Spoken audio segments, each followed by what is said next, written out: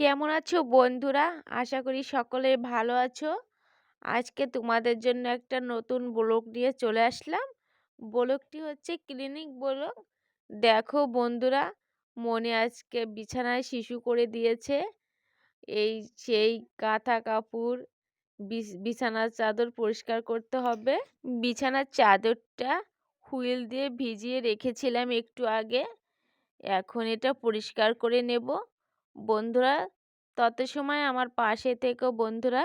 Like করো, comment করো, আর please please please বন্ধুরা চ্যানেলটি সাবস্ক্রাইব করে আমার পাশে থেকো দয়া করে।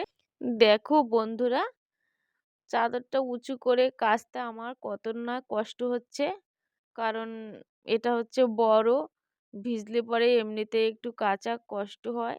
আর এমনিতে হচ্ছে আমার হাতটা একটু ব্যথা, একটু অনেকটাই ব্যথা। আর আমি হচ্ছে বাবু হওয়ার সময় সিজার হয়েছিলাম তো, সেই জন্যে কাপড়টা আমি জোরে কাচতে পারি না, তাই বসে বসে কাচতে হচ্ছে।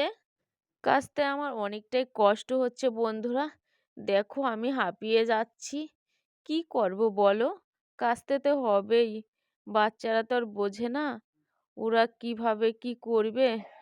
প্রতিদিনই তো আর শিশু দেয় না, কিন্তু দেখা যায় গতকাল রাতে হঠাৎ করে মনি বিছানায় শিশু করে দিয়েছে। আর সেই জন্য এসব পরিষ্কার করতে হচ্ছে। আর দেখা যায় কি, শিশু করলে তো একটা দুর্গন্ধই থাকে বলো। সেটা মানে পরিষ্কার করার জন্য অনেক হুইল পাউডার দেওয়া হয়েছে এবং কাচতে হচ্ছে।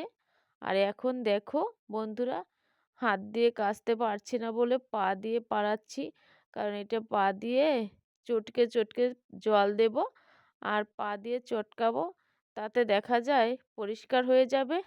তো বন্ধুরা, এমনিতেই বাড়িতেও অনেক কাজ, তারপর মনি হঠাৎ করে হিসু করে দিয়ে একটু কাজ বাড়িয়ে দিয়েছে, তার জন্য আমার অনেকটাই পরিশ্রম হচ্ছে। দেখো বন্ধুরা, দেখা যায় কি বিছানার চাদর কাচতে গেলে অনেকটাই কষ্ট হয়। তো যাই হোক বন্ধুরা, কাচতে তো হবেই, তাই না বন্ধুরা? কারণ বাচ্চারা দেখা যায় কখন কি করে বসে। তো বন্ধুরা, আমি এমনিতেই কাপড় কাচতে একটু কম পারি, কারণ একটু কাচতে গেলে আমি হাঁপিয়ে যাই। তাই মাঝে মধ্যে পাড়িয়ে মানে পা দিয়ে চটকায়ে কাপড়টা কেচে নেই। আজকে বাড়িতেও অনেকটাই কাজ ছিল। তোমরা তো জানো, বাচ্চারা যদি বিছানায় শিশু করে কিংবা দেখা যায় বমি টমি করে, অনেকটাই ঝামেলা হয়। তারপর বাড়িতে অনেকটাই কাজ, সকালে উঠে রান্না বান্না। গরুর তো জানোই, গরুর একটা ঝামেলা অন্যরকম। গরুর প্রতিদিন ঘর থেকে নাড়া বলে যাকে, ওই যে শোয়ার দেওয়ার জন্য দেওয়া হয়, সেগুলো পরিষ্কার করতে হয়, গোবর ফেলতে হয়, তারপর রান্না বান্না করতে হয়। তার মধ্যে আবার মনি এইসব করে দিয়েছে, অনেকটাই কাজ মানে করতে সমস্যা হচ্ছে।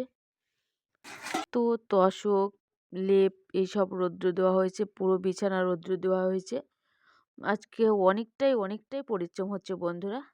বন্ধুরা, আজকের মতন এখানেই শেষ করলাম। ব্লগটি যদি তোমাদের ভালো লাগে, অবশ্যই কিন্তু চ্যানেলটি সাবস্ক্রাইব করে আমার পাশে থেকো প্লিজ বন্ধুরা। টাটা, ভালো থেকো সবাই।